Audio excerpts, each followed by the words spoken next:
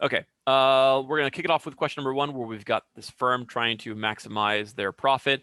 This is their quantity function, but if I want profit, we want to say profit equals revenue minus cost. It's kind of a shock that I have to say this sometimes to economics students.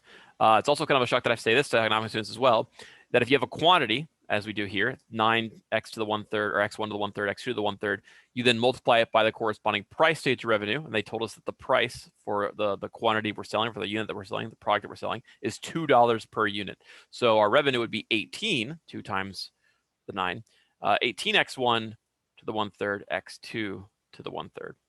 Minus the costs. Well, this is an unconstrained maximization problem, but there are costs. The cost being that every time we use a unit of x1, it costs us a single dollar. Every time we use a unit of x2, it costs us $3. These often get likened to labor and capital, like those are usual common inputs for a type of problem like this. So you can think of x1 as labor and x2 as capital. You don't have to. They're just two input goods, x1 and x2. I mean, they could be cheese and pepperoni, or we're making pizzas or something. Who cares? And like I said, this is unconstrained maximization. So we don't need any sort of Lagrangian where we do f plus lambda times g. There's no need for this because there's no constraint. It's not like we have a limited budget. The question is, if we had infinite amount of money, how much of x1 would we make, and how much of x2 would we make? To maximize profit, I'm going to take the partial derivative of f with respect to x1. I'm also going to take the partial derivative of f with respect to x2. This gives me 6x1 to the negative 2/3 x to the x2 to the 1/3 minus 1. We're going to set that equal to 0. This is 6x1 to the 1/3 x2 to the negative 2/3 minus 3 equals 0. If you don't know how to take these partial derivatives, I did a review at the very beginning of the semester that hopefully you caught. It was also for free. You can probably find a link for that review way back in the group chat. But honestly, I don't even know if that video will help you at this point. Like, if you don't understand these partial derivatives, or these seem like kind of crazy difficult to you, you should probably drop the class. It's probably too late for you. Partial derivatives are an important part of being able to do well on this test, and for the rest of any sort of economics class you ever take. So if you don't know how to take a partial derivative, drop this class and maybe switch degrees, because partial derivatives are a big deal for this. Okay, so let's start solving this system of equations. I hope you guys can do that. If we start solving the system of equations, we get x2 to the 1/3 equals 1/6 x1 to the 2/3. Square both sides, and we get x, or not square both sides, but cube both sides, because I want to get rid of this power of 1/3. 1/6 to the 3rd is, of course, 1/216. Okay, I'm sure you guys, maybe some of you know that, but 6 cubed is 216. That's a weird flex for me to show off on. We get x2 equals 1/216 times x1 squared. I will forgive you for maybe not knowing the algebra as well, even though the algebra you learned algebra before you learned calculus. But again, you should know as much algebra manipulation, logs and exponent rules as you do partial derivatives. So if you don't know this, okay, you probably should drop. If you don't know this, I don't know how you got into UT. It's just basic algebra at that point, so brush up on your basic algebra if you have to. I'm going to take this x2 equals 1/216 x1 squared and plug it back in over here. So this is going to give me 6x1 to the 1/3 times 216 x2 to the negative, x1 rather, x1 squared to the negative 2/3, and then minus 3 equals 0. Again, a little bit of algebra work on our part. This 2/3, and I'm shocked I have to say this at times, this is a fractional power. That means you're going to take this guy's root, you're going to root with the cube root, and then you're going to square the result. So the cube root of 1/216 is 1/6, as we just saw a moment ago. And we're going to square that result, so we get 1/36. And then we have x1 squared, and then 2/3, it's going to be x1 to the 4/3, power to a power. Notice that the one last thing I haven't taken care of is the fact that this power was negative. So this is still a -1 out here. We'll talk about how to handle that in just a second. 6x1 to the 1/3 minus 3. Let's start moving this stuff out of the way. This is getting a little crazy. Okay, bring this up here. Oop, nope, don't do that to me. Okay, there we go. Okay, let's deal with this -1 power. That means 6x1 to the 1/3. We're going to flip everything we see over a fraction bar. So we're going to say times 1 over 36 x1 to the 4/3 minus 3 equals 0. Still equals 0. 1 over 36, 1 over 1 over 36 just becomes 36 in the numerator. So you can just say this now becomes 36 in the top.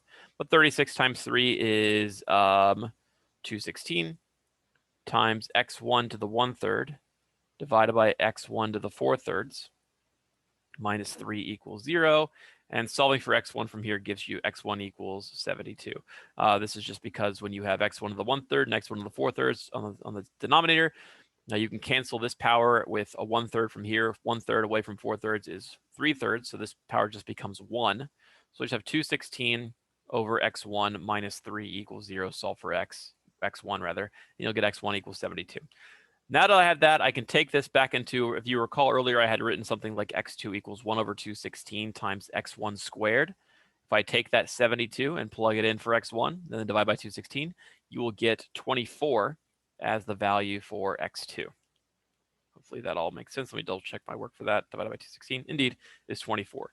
So do they want the bundle or do they want the profit? They want to know, what is the profit maximizing input bundle? So you're not being asked what the profit would be, though realistically you could easily find that by taking the values of x1 and x2 and plugging them back into the profit function we created. But the bundle we're creating is 72 for x1 and 24 for x2. And we are done with problem 1. Problem 2. We have constrained maximization problem. We want to maximize x1 times x2 to the 1/2. Subject to, this is now, there is a constraint, subject to x1 plus 2x2 equals 12. Okay. Find the solution above using the substitution method. So I'm going to solve, substitution method is pretty easy. Just means solving for one of the variables in this equation. I'm going to solve for x1. So I get x1 equals 12 you know what, I'm not actually going to like that. I'm going to have a messier derivative to work with than if I solve for x2. So trust me when I say x2 will be nicer to solve for. I don't expect you guys to know to be able to solve for or prefer to solve for x2 here, but trust me when I say it's going to be nicer to work with. No, I'm a liar. I'm so dumb. Let me back up to begin with. I do want to do this. x1 equals, sorry, I thought the power on the x1 was the 1/2 and the power on the x2 was 1, but it's the other way around. So x1 equals 12 minus 2x2.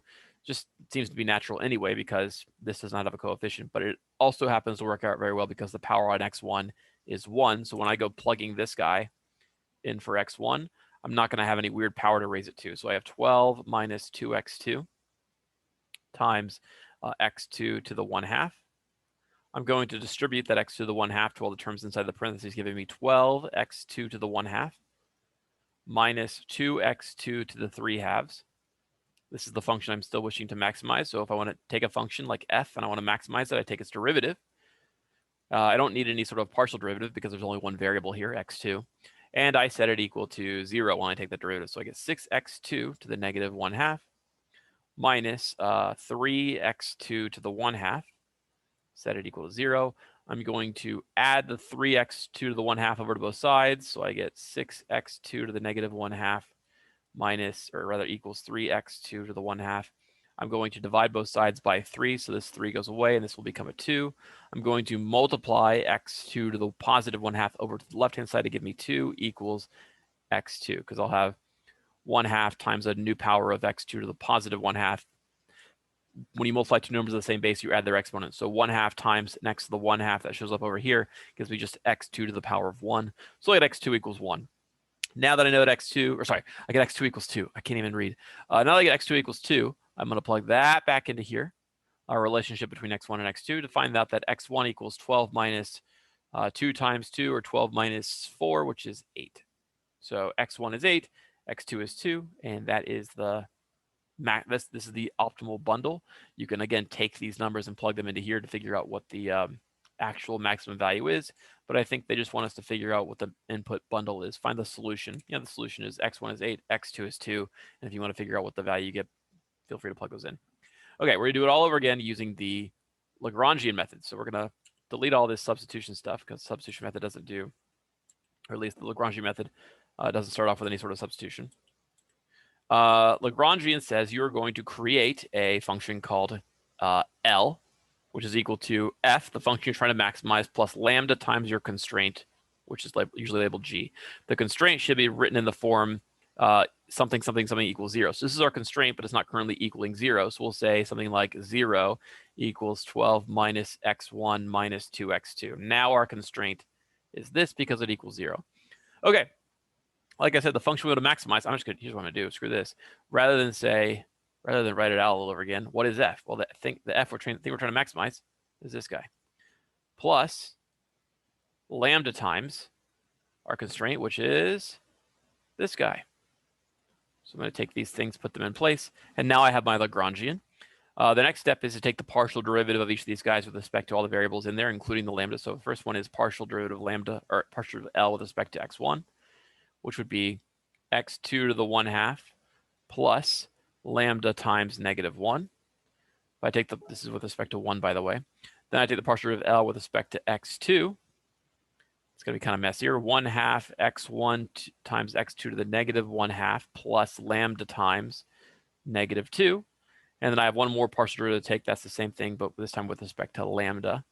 And I get 0 plus, you can say 0 if you'd like, plus 1 times 12 minus x1 minus 2x2.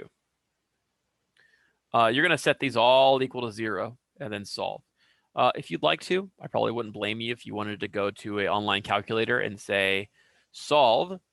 Let's just show you what that would look like. I share. Where is my, do I have that? Oh, I do. I could say something like solve. It was, we won't say x2 or x1, we'll have to say y. So we'll say solve y to the 1/2 minus L, I guess L's fine, equals 0, comma 0.5 times x times y to the -1/2 minus 2 times L equals 0, and then 12 minus x minus 2 times y equals 0. We should get the same value of x and y as we did earlier. We found that x1 was 8. Sure enough, there it is. There's x1 being 8. And then they tell us x2 is 2. That's exactly the same solution we had moments ago when I did it using the substitution method. So you can use an online calculator to simplify things. Of course, I recommend if you're going to do this by hand, I'm going to not do this out because I want to make the best use of my time. I would try solving for lambda here and then take that, plug it into here.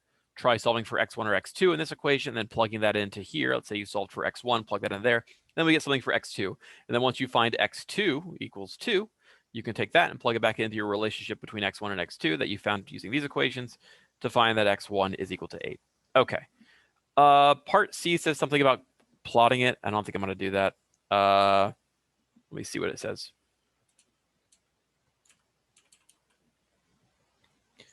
It says, illustrate your solution diagrammatically. I'll do a quick diagrammatically version of it. So usually it's like a budget constraint. You could plot what, well, let's do some actual values. X1 is, let's say X1 was 4 and X2 was 2. So this is X1, X2. So here's a point. This is 2. Here's a point. This is 4. And so this would be such an indifference curve like that. Our budget constraint was what? X1 plus 2x2 equals 12. So the maximum value of X1 you could buy is 12. Kind of screwed up the scale on this one. Let's change this to 9 and 3.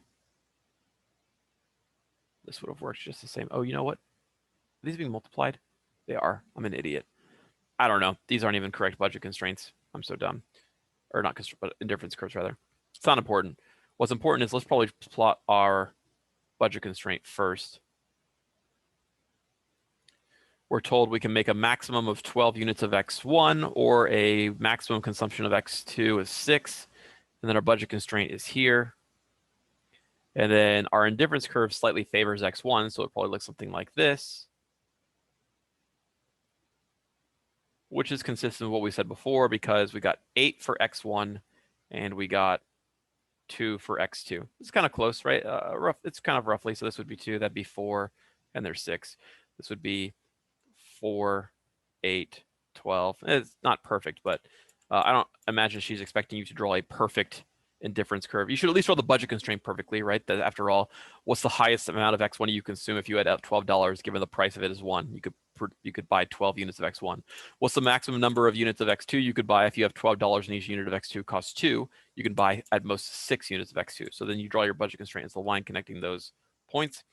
And then draw a indifference curve that would lie tangent to that budget constraint. Now, why did I make it lie a little bit lower here than say up here or up here? Well, remember my maximization was x1 times x2 to the 1/3. That was my primary function that I was trying to optimize. Notice the power on x1 is higher, it's 1, compared to the power on x2. So x1 is a slightly favored good by virtue of its power being slightly larger. And so the indifference curve is kind of favoring x1. Okay, enough about problem 2. We're going to clear this all off and move off to problem 3. Plot the difference. Oh, we're going to plot more indifference curves. Okay. So one of the indifference curves we have right now is 3x plus y. I don't know if I've given you guys the utility curve cheat sheet, but this is a utility curve that is associated with perfect substitutes. Perfect substitutes. Oh yeah, I have. I've given you the cheat sheet. I know I have. Perfect substitutes. Those are associated with straight lines. So we should be seeing something like, well, let's just do this. Here's x1 and here's x2. Let's say, pick a value for x. Let's say 6. So this is 6, and then I don't like what I've done. Let's change x1 to be 2. Then the corresponding value of y. If you produce, or you choose only to consume 2 units of x and no units of y, you will get 6 units of happiness. 2 times 3 is 6, plus 0 of y is 6. If I choose, I don't know why I said y. I'm using x1 and x2 because she got me into that routine. But this is x, this is y. Okay, how many units of y would I need to consume if I'm consuming no units of x to have the same utility? That would be 6. So there's an example of an indifference curve for that. You can draw more if you'd like. So here would be 1, here would be 3. There's a difference curve. If you wanted to keep going, here's 3, and up here is 9.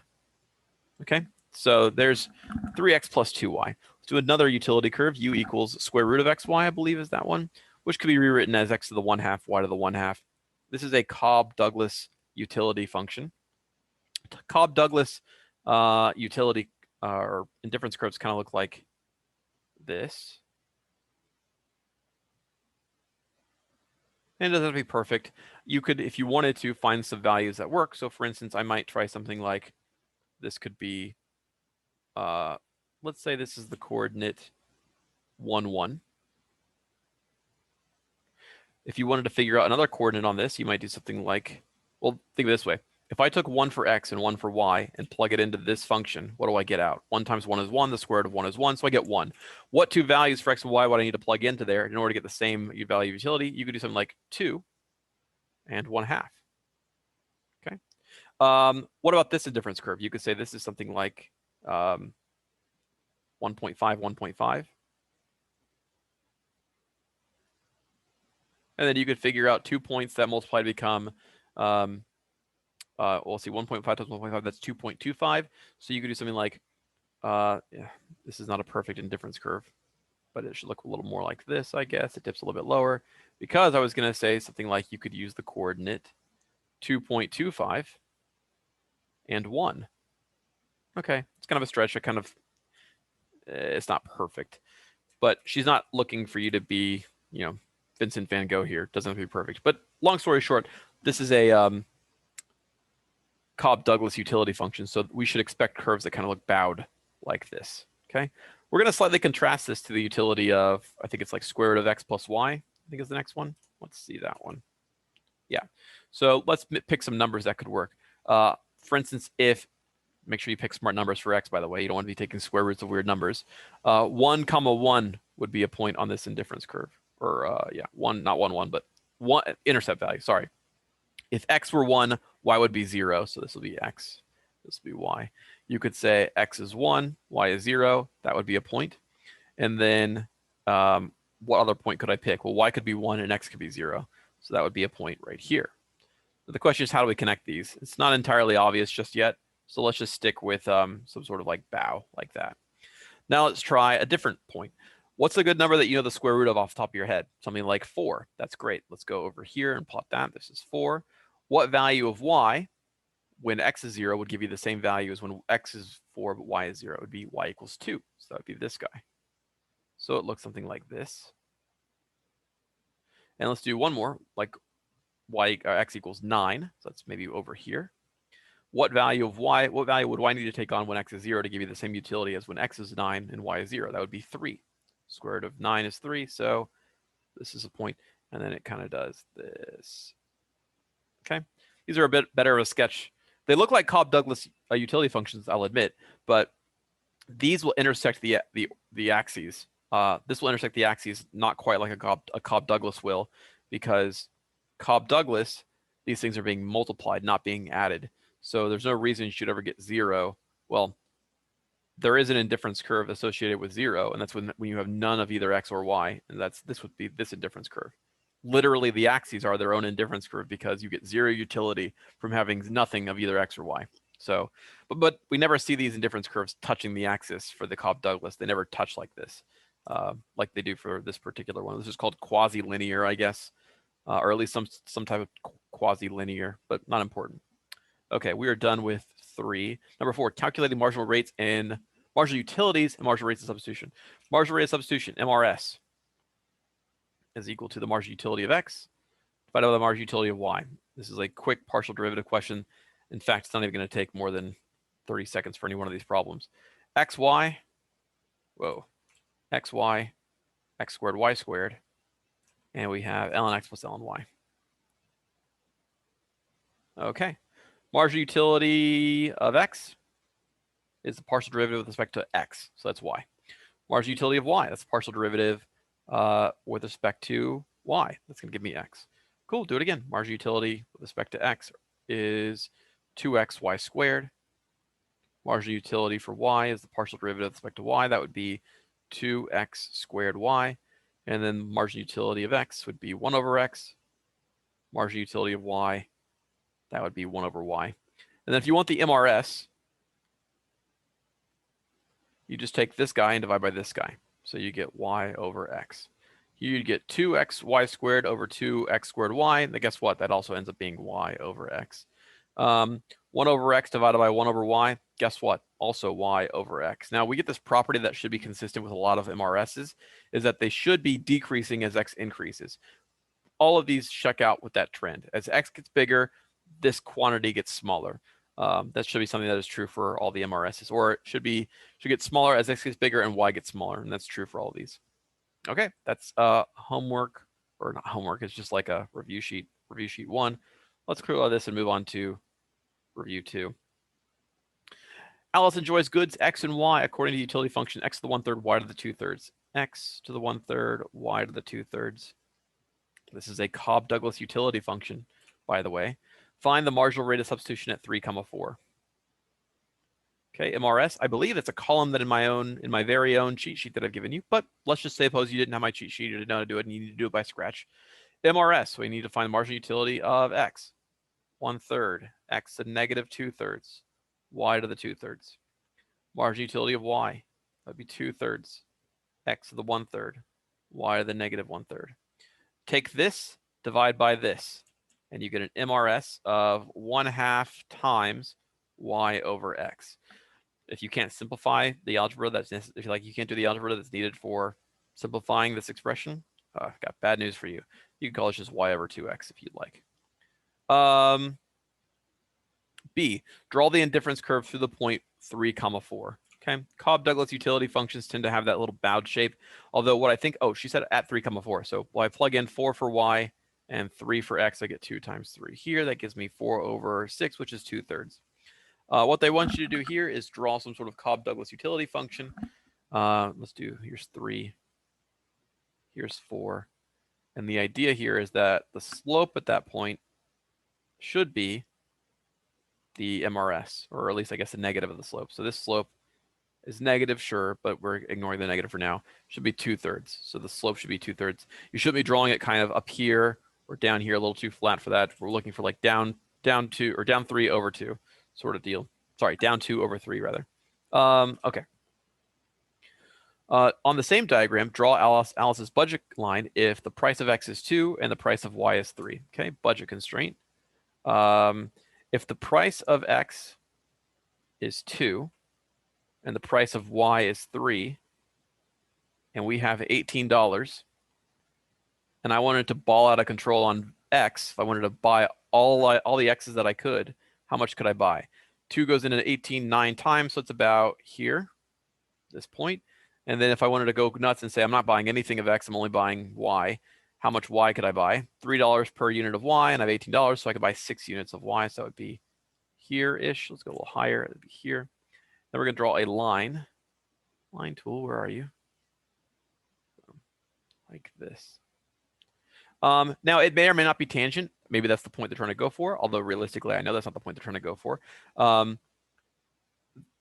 Who knows whether I mean, if I had drawn this maybe more cleanly, if I drew it perfectly, maybe it was tangent, maybe it wouldn't be.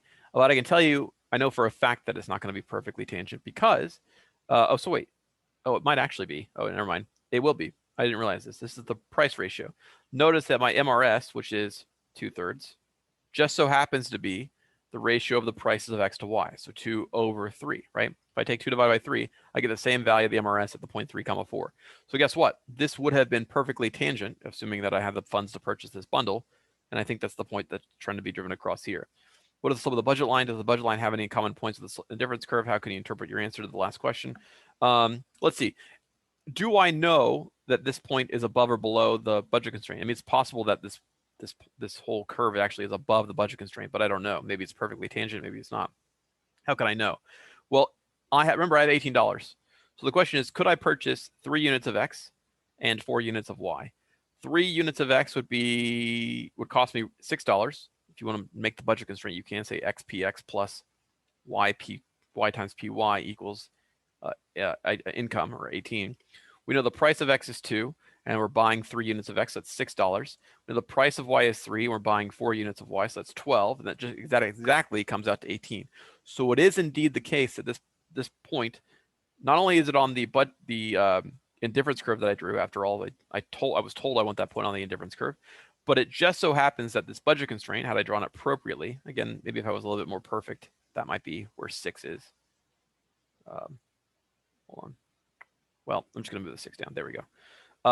Had I drawn it, been more careful, and again, I don't think we could argue or quibble about how close this is to being 9 as this is to 3, and this is 4, and this is 6. But if I had drawn it perfectly, it would be the case that this budget constraint comes perfectly tangent to the indifference curve. So this is indeed the optimal bundle. Next question says, find the Marshallian demand functions. So, I mean, let's do the work for it. But again, the Marshallian demand functions, the uncompensated demand curves are listed in my cheat sheet. I tell you how you can get them, or I just tell you them for free for a Cobb-Douglas production function. So you can just take them and use them. Now, there might be some mystery about, like, how did you get that answer without doing any math? Well, you use a cheat sheet that has all the different possible uncompensated demand curves on it. So it might be look a little suspicious as to how you got an answer without showing any work. So let's go through the motions of actually writing the Lagrangian and finding the critical points. Back to the Zoom board. Let's clear all this, or maybe not clear everything. We need this. Need this. Boom. This is gone.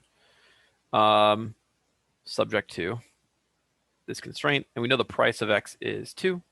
The price of Y is 3. And we know the income is 18. So let's just do right like this. 2X plus 3Y equals 18. Let's go ahead and start setting up our Lagrangian. So we get L equals X to the 1/3, Y to the 2/3.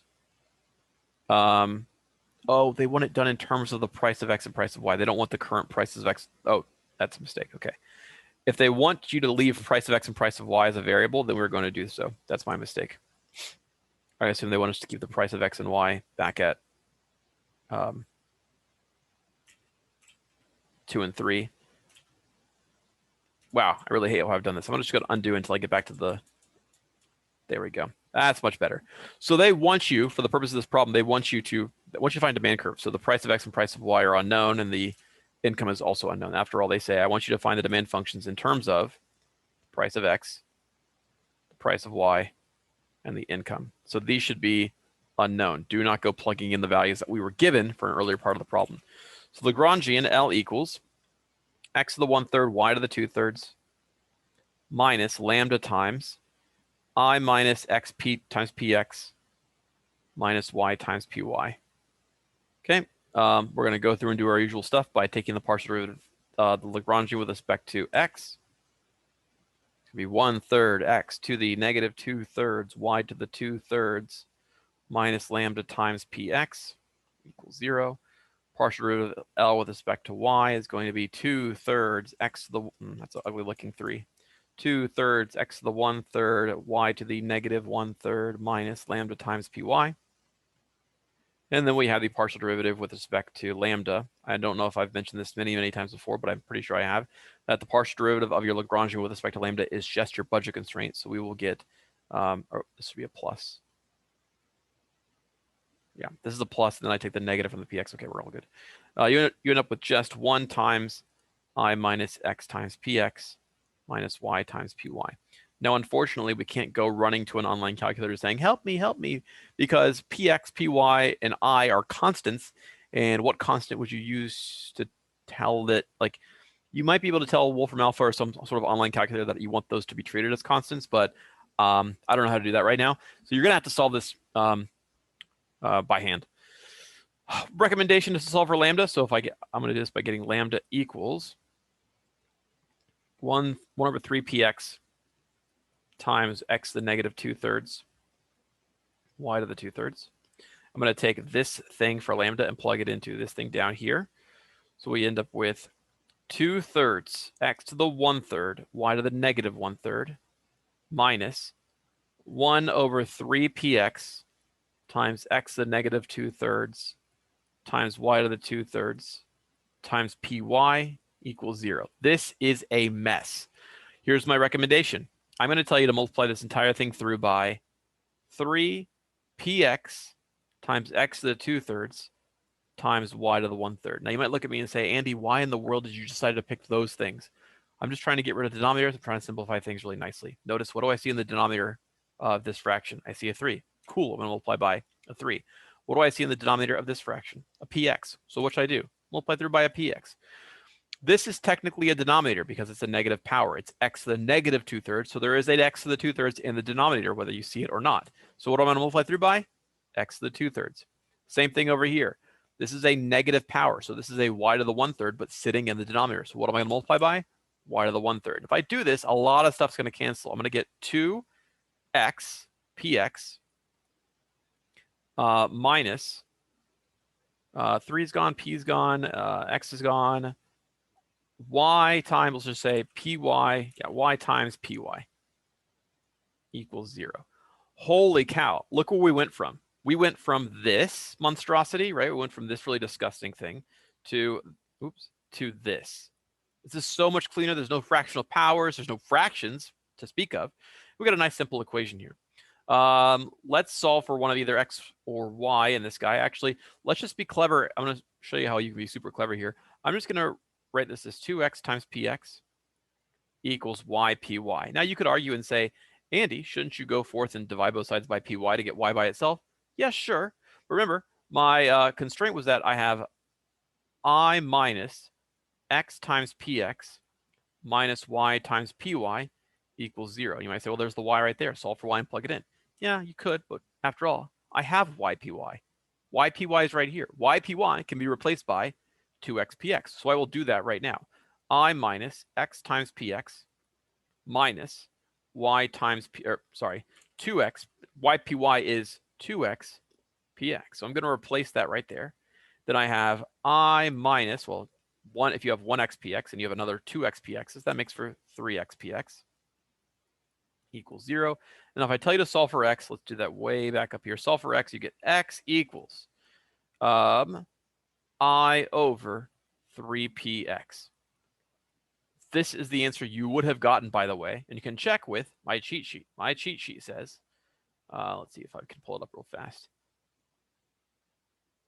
The utility cheat sheet says the uncompensated demand curve for Cobb-Douglas production function, which this is, right? Cobb-Douglas production function is one for which you have the powers on X and Y, or you've got two things being multiplied and you have some power on X and some power on Y. So this is Cobb-Douglas. I'm going to look at the Cobb-Douglas column from my utility function cheat sheet, which is Cobb-Douglas is second row. And then I have the utility maximizing choices of X and Y, which is my uncompensated demand functions. Tells me that X star is equal to alpha times I over PX times alpha plus beta, where alpha and beta are the powers on X and Y. So that's alpha and that's beta. So I get 1/3 times I over PX times alpha plus beta. 1/3 plus 2/3 is just 1, so I get 1/3 times I, or you can just say I over 3px. That's exactly what my cheat sheet, that's the answer the cheat sheet would have gotten you, and I didn't need any work for any of this.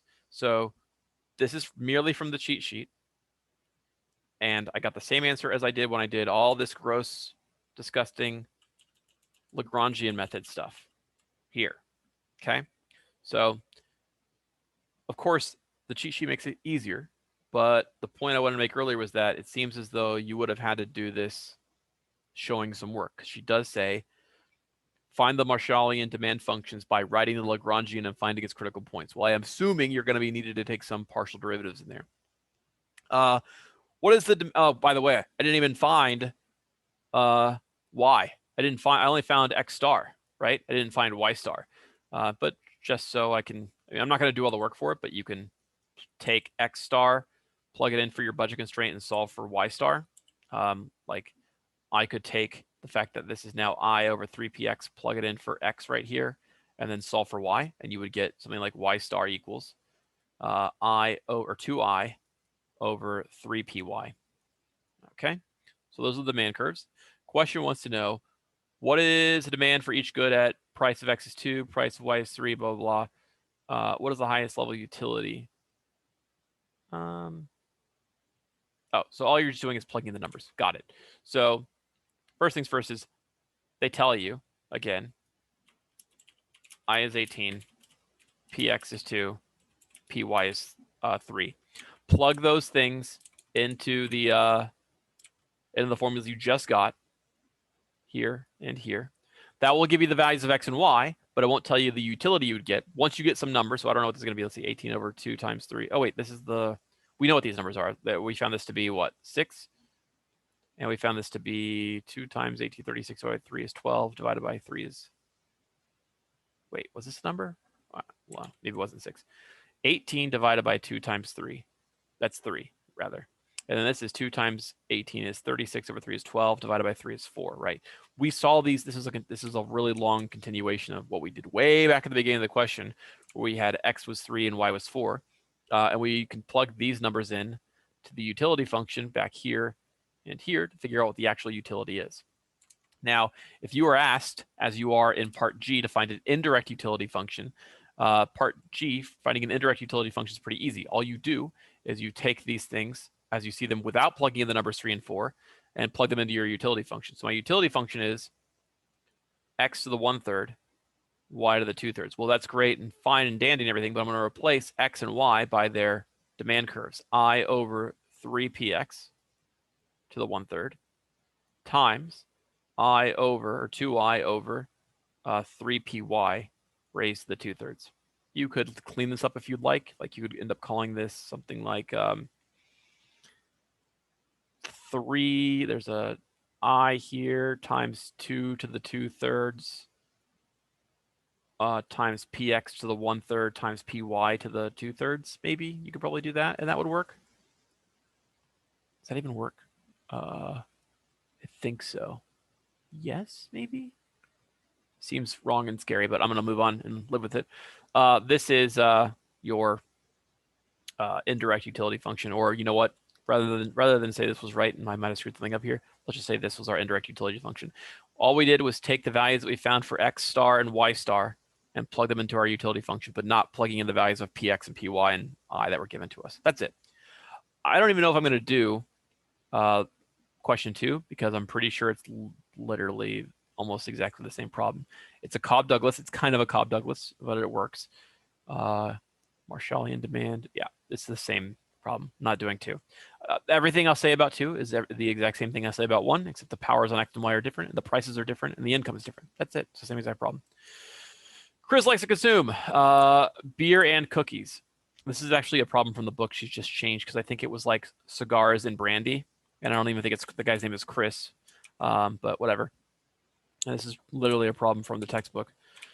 You can check me if I'm right, because it's 20c minus c squared, and then we have plus 18b minus 3b squared. But yeah, this is a problem from the book that you might find on your own. And I want to find the maximum unlimited budget. So this is, again, this kind of harkens back to what I said at the very, very beginning of this session, where I had that firm that was producing a good, and they had an unlimited budget. They had no other constraint. So it's an unconstrained maximization problem. So you take the partial derivative of u with respect to c, which would be 20 minus 2c, set that equal to 0. Take the partial derivative of u with respect to b, that equals 18 minus 6b, and then solve for values of c and b. C here would equal 10, c here would equal, or sorry, b here rather would equal 3, and that's your unconstrained maximization. But then part B says, uh-oh, you have a restriction that you can only have, the total number of beer and cookies you can have in any given day is 5. So you can have 5 beer and 0 cookies, 5 cookies and 0 beer, or some mixture thereof, but the sum should never be more than 5. So now he's got some sort of constrained maximization. This is where we're going to go ahead and do our usual Lagrangian. I'm just going to copy this guy. Boom. And we'll say plus lambda times, what's this in red? Plus lambda times, let's be a lambda, speed equals lambda times. I'm going to make sure you write this as a, make sure you write this in such a way that it is a constraint where 0 is on one side of the equation. And we're now going to copy this. Well, not this part, but just the 5 minus b minus c into here. Close parentheses. And we're good. Okay. Take the partial derivative of this guy with respect to c. You get 20 minus 2c plus lambda times negative 1. Set that equal to 0. Partial derivative L with respect to b. Thing is, we don't really need a Lagrangian to this. This is a bit overkill. Like, I could use the substitution method, right? I could just solve and say c equals 5 minus b, and then plug it back into this guy here and here, and then I have a one variable problem. But this question says, well, actually, no, sorry, it doesn't say I've used Lagrangian. Whatever, I'm doing this. Is my fault for doing it overkill, because it doesn't say that I had to do it this way. But oh well, we're already here, and it doesn't hurt to get practice with this stuff. And then you take the partial with respect to your lambda, which always ends up being your Lagrangian, or your Lagrangian, your constraint. So 5 minus b minus c equals 0. Okay. Solve for lambda, we end up with lambda equals 20 minus 2c. I'm going to take that and plug it into here. And I get 18 minus 6b minus 20 plus 2c equals 0. This ends up being c minus 3b equals 1. Is that a way to rewrite that? 20 minus 20 is negative 2. Add that over is 2. Over 2. Yeah. Okay. And then I could solve for c in this equation. So like c equals 3b plus 1. So I can plug that in here. So we get 5 minus b minus 3b plus 1 equals 0. That would be the same thing as 4b equals 4. So b is 1. Yeah, okay, so b is 1. That means c is 4. Big guy, big on cookies, not so much on beer. It's kind of a what a diet that is. 1 beer and 4 cookies. That's my diet for the day. All right, we are done with that section. Let's look at the last one, see if I got time for it. We found that calculate the expenditure function. Okay, so this is a kind of a continuation of what we did before. We found the Marshallian demand functions for Alice, where x star equals I over 3px. So I'm not really looking 3px. And y star, let's move this out of the way. Y star equals 2i over 3py. And now I'm being asked to find the expenditure function. Let's see that it's still the same utility function, obviously. Continuation, this is utility. Okay. Aside from, again, my expenditure function is on the cheat sheet. So use the cheat sheet. You can just find the answer. Again, I could just reference that for a quick answer. You could, or maybe what you're supposed to do is take these things, plug them into your utility function. So we end up with I over 3px to the 1/3 times 2I over 3py raised to the 2/3. And we either call this v or u bar. Let's see what they say. They says u star. Okay, we'll say u star. Okay. Your job now is to solve for I. Now, it might look complicated because we have an I to the 1/3 here and an I to the 2/3 here. But if you saw, just 5 minutes ago, this is where I took the I to the 1/3 and I to the 2/3, and that became just I to the 3/3, right? I to the 1/3 times I to the 2/3, believe it or not, is I to the 3/3, which is just I to the 1. So we get I times 1 over 3px to the 1/3 times 2 over 3py to the 2/3. And I want you to solve for I. So I'm going to circle that in red.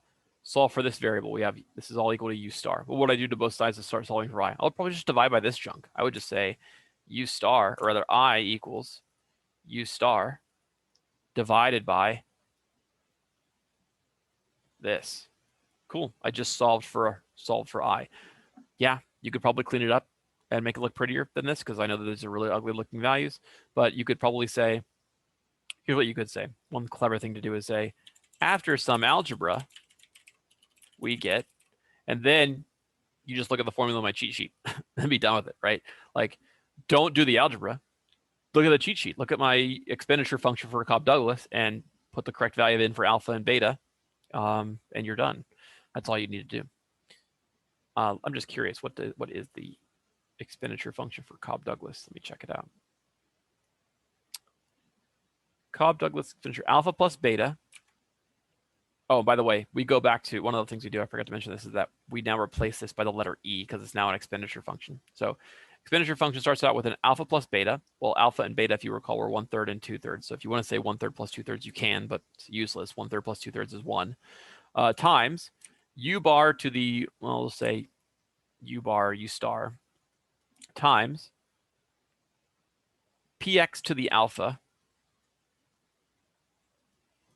px to the 1/3, over 1/3 to the 1/3. Ugh, that's actually, I don't know if that's actually better. That's kind of a mess. Times py to the 2/3 over 2/3 to the 2/3. And that would be it. Because then it's technically raised to the power of 1 over alpha plus beta. But once again, alpha plus beta is 1. So 1 to the, anything to the 1 doesn't change. So you can leave your answer like that. I actually don't even know if that's actually cleaner than this above, the stuff above, but I don't know. You don't have to. You honestly probably could have left it as this, in all honesty. Okay. Back to what we derived a week ago, that the utility, suppose the price of good becomes $2.50 and the price of Y remains unchanged. By how much should Alice's income increase to provide her with the same level of utility she received when PX was 2? So utility we had, let's say when I equals 18, PX was 2, and PY was 3. The maximum utility we got was 3.6342, 3.6342. Now the question is, I want x to the 1/3. I still want x to the 1/3 times y to the 2/3 to equal 3.6342. But now the price of x is different. You could go through the rigmarole of doing all the work with the Lagrangian and stuff to get all that done, but we have the expenditure function. The expenditure function was, as we said, u star times, I'm going to go back to the original one we had actually, 1 over, oh God, do I remember it now? You know what, I'm just going to reference mine, which was px to the 1/3, or to the alpha. What is the price of x though? Price of x now goes from $2 to $2.50. So I'll write the formula. Price x to the alpha, price y to the beta, over alpha to the alpha, times beta to the beta. Technically, this will be 1 over alpha, to the power of 1 over alpha plus beta, but we don't really need that here because alpha and beta sum to 1, so I'm going to skip that part. So in our case, the expenditure we would need is U star, which is this guy here, times the price of X is now 250 to the 1/3 times 3 to the 2/3 divided by 1/3 to the 1/3 times 2/3 to the 2/3. Whatever this number is would represent the expenditure or the income we would need. Now, without even thinking, you should be able to answer the following question. Is the value of E here on the right, this value of E here, is this value here going to be bigger or smaller than 18? You should be able to answer this question based on just basic economics. We know that when the prices were such that she was spending $2 per unit of X and $3 per unit of Y, she got this level of utility. Now the question is, the new price of X is 2.5. Will she have to spend more than $18 or fewer than $18 to achieve that same level of utility? Well, the price of X went up, so she's going to need more money. And sure enough, I'm going to snag a calculator right now, be right back and crunch this all out. 2.5 to the 1/3 times 3 to the 2/3 divided by 1/3 to the 1/3 divided by 2/3 to the 2/3 times 3.6342. She's going to need 19.389. Yeah, she'll just say $13.39. That's the income she would need in order to achieve the same level of utility as when she was consuming it previously. Okay. Number 2 is a continuation of number 1, or it's a continuation of number 2 from the previous homework assignment, and it's done just the same way I did it for the previous one. One thing that is worth noting and taking aside, oh, I see. One thing that's worth noting and worth kind of considering for this type of problem is that alpha and beta don't add up to 1, so my expenditure functions look a little funky this time. But again, I probably recommend doing the Lagrangian and doing it up in that way. Number 3 says, in this problem, we study the lump sum principle of subsidies. We work with the utility function. Show an income grant. No, we're good. I'm not going to do that, and I don't have time to do that anyway. I've gone a little over as long as I thought I was going to do. So I have to jump out. If you have any questions, you can ask me in the group me, and I hope you found this useful. Oh, here's what I will do. One other thing I will mention is that because, like I said, I have an old exam, I'm not going to tell you any questions that are on it. I just tell you what you should probably think about or study. You should know how to find an MRS. You should be able to do a rough sketch of some indifference curves. You should be able to draw a budget constraint on the same graph. You should be able to find demand uncompensated demand functions, or be able to compute a Lagrangian. You should be able to do a direct or indirect utility function.